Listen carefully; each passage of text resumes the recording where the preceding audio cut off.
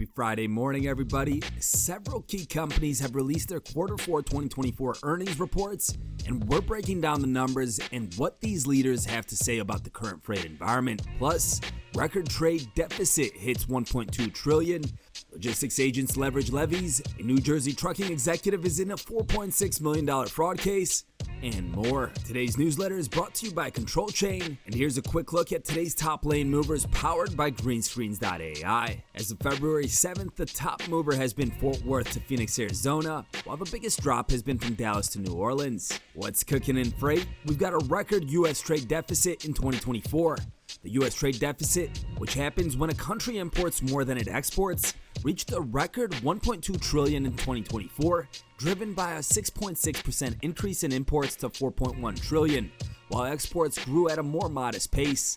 A strong dollar made American goods more expensive abroad, slowing exports of vehicles and industrial supplies.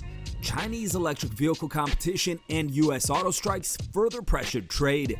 The Chinese auto industry has really come on and is very competitive in the EV space, said Mark Zandi, chief economist at Moody's Analytics. And that's a real problem for U.S. manufacturers that are producing and exporting to the rest of the world.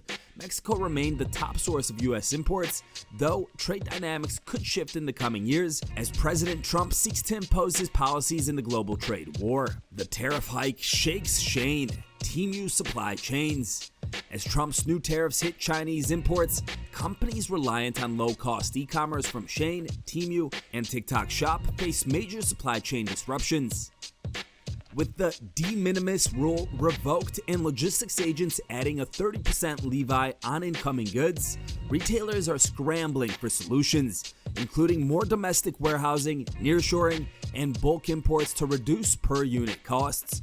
For freight brokers and carriers, this shift could mean higher demand for domestic freight movements as businesses adjust their distribution strategies to offset tariff costs. Some 3PLs and fulfillment centers may see an uptick in business as retailers look to stockpile inventory in U.S. warehouses rather than rely on just-in-time international shipments. A New Jersey trucking owner's $4.6 million fraud scheme. Jose Pena, 46, of Monroe Township, has been charged in connection with a multi-million-dollar overbilling scheme targeting Williams Sonoma, an unnamed logistics firm. Prosecutors allege that from 2018 to 2024, Pena and his co-conspirators fabricated deliveries, defrauding the companies of over $4.6 million. He reportedly paid bribes in cash, as well as in the form of a Rolex watch and an SUV. An internal audit uncovered the fraud, but Pena later resumed billing Williams Sonoma under a different carrier. Two associates, Raymond D. Leon and Cynthia Alex Carr, have pleaded guilty. If convicted, Pena faces up to 20 years in prison and substantial fines. Together with Control Chain, we've got smart load matching. Systems are the future. Carriers in the Control Chain network increased revenue 64%, fleet growth 141%, and 87% hours saved. Unlock the future of logistics with load matching systems. Load matching systems are transforming logistics. They instantly connect carriers with loads and routes that match their availability and activity area, saving time and money. At Control Chain, we take load matching to the next level by automating your planning operations, freeing up time for planners to focus on strategy. Scale smarter, optimize faster, and drive efficiency with Control Chain. Are you ready to transform your operations?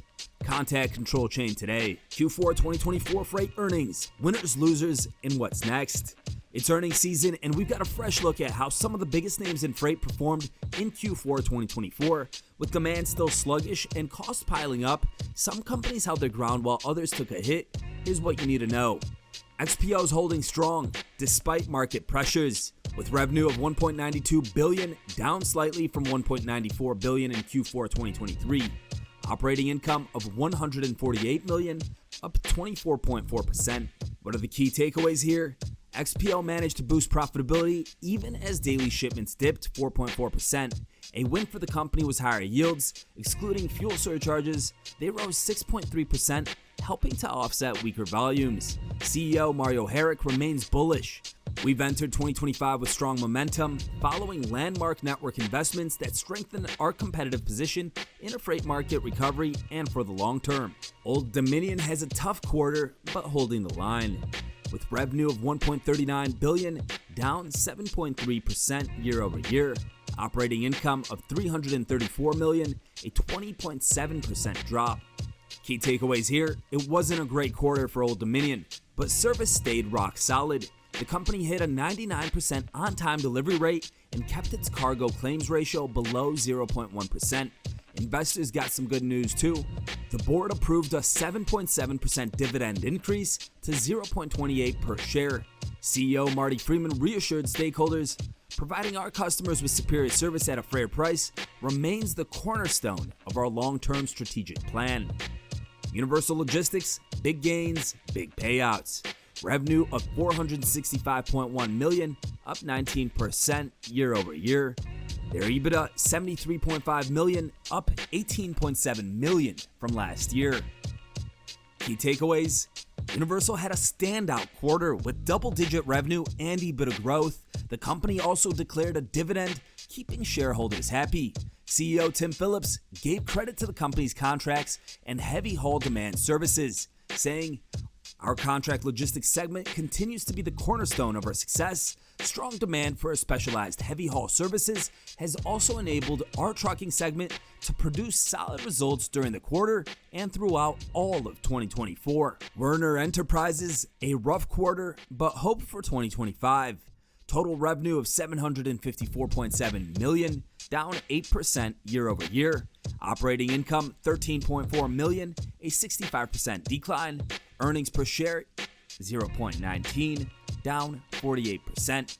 Key takeaways: Werner felt the weight of a weak freight market and rising insurance costs, which dragged down its margins. However, one-way revenue per mile increased, marking the second straight quarter of improvement. The company also saw stronger than expected peak season demand, with volumes doubling from last year at better rates. CEO Derek Leathers remains optimistic. The freight market continues to present challenges, but we're seeing early signs of improvement. We're focusing on what we can control, which is investing in ourselves and making strategic decisions that set us up for long-term success. Uber Freight is still bleeding, but making moves. Gross bookings of $1.273 billion, down 0.47% from quarter 4 of 2023. An EBITDA loss of $22 million, widening from $14 million last year. Adjusted EBITDA margin 1.7%, down 60 basis points. Key takeaways: Uber Freight remains in a troubled spot, losing more money for the 9th straight quarter. The division was not mentioned on Uber's earnings call, signaling that it's not a priority for the broader company. However, it did launch Broker Access, a tool connecting brokers directly to Uber Freight's carrier network to improve efficiency. What's ahead? With mixed results across the board, the freight industry is still navigating a rough patch. Some players found ways to grow profits, while others are feeling the squeeze. As we roll into 2025, the big question is, will rates and demand finally pick up, or is more turbulence ahead? Together with Highway, they have an announcement. Highway and Mode Global, a leading logistics provider, have partnered to strengthen their risk mitigation capabilities. In response to increasing industry fraud, this collaboration enhances Mode Global's technology ecosystem with improved carrier sourcing and fraud prevention. With fraud on the rise, this partnership boosts our platform's security, said Lance Melish, CEO of Mode Global. The integration provides real-time fraud detection during load booking, with Highway's load log feature ensuring a more secure, reliable freight network. This partnership represents a significant step toward building trust and enhancing security across the logistics industry. Read more about the partnership with this link. What's going on around the freight web today? Here's a chart of China's dependence on U.S. trade. China's reliant on U.S. trade. A recent analysis done by Visual Capitalist highlights China's significant dependence on trade with the United States, accounting for 14.8% of the country's exports in 2023. This one's crazy. Iowa trucker shooter Patrick Lee Miller, 56 of Malvern, Iowa, faces attempted murder charges, carrying a potential sentence of up to 25 years in prison after allegedly firing multiple shots at another semi-truck during a road rage incident on I-80. No injuries were reported. A decline in fentanyl seizures in fiscal year 2024. U.S. border authorities reported an 18.8% year-over-year decrease in fentanyl seizures. During this period, 43 pounds of fentanyl were seized at the Canadian border, while 21,000 pounds were confiscated at the Mexican border. Senators question Ford.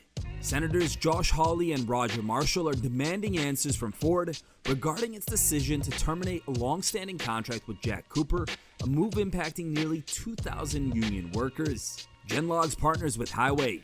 Genlogs has announced a partnership with Highway aimed at eliminating fraud in the freight industry. This integration will bring new levels of efficiency and control to brokers seeking to vet carriers, according to Highway's Chief Commercial Officer, Michael Caney. Georgia's tort reform. Georgia Governor Brian Kemp has introduced 2 tort reform bills designed to limit excessive jury awards, known as nuclear verdicts. This in an effort to curb rising insurance costs and mitigate financial pressures stemming from these verdicts. And what's going on in the FreightCaviar corner? In this week's episode of the FreightCaviar podcast, I sat down with Travis Ahern, co-founder and COO at Double Diamond Transport. He shared the best advice he's received on running a business and much more. Catch it on YouTube, Spotify, or Apple Podcasts. We're in Omaha, Nebraska this morning, road tripping to Manifest in Vegas to be there Monday. If you're listening and planning on being there, hit me up. Send me a DM at Tom Stawinski or email tom@freightcaviar.com. We'll get something on the calendar. Would love to hear your thoughts on the industry, the newsletter, the audio edition, anything. I genuinely want to hear from the people tuning in. Hit me up. The More Freight, More Problems Conference. More Freight, More Problems will have brokers, shippers, law enforcement, and industry experts for an in-depth exploration of key issues like theft, fraud, claims, insurance, and more. This conference is a must-attend for anyone looking to stay ahead of the curve on fraud prevention and industry challenges. Don't miss out. Register now. Find shippers fast. Looking for customers? Check out Shipper CRM, the world's largest shipper database. Apply here for access. Big love. Happy Friday. Ciao, everyone.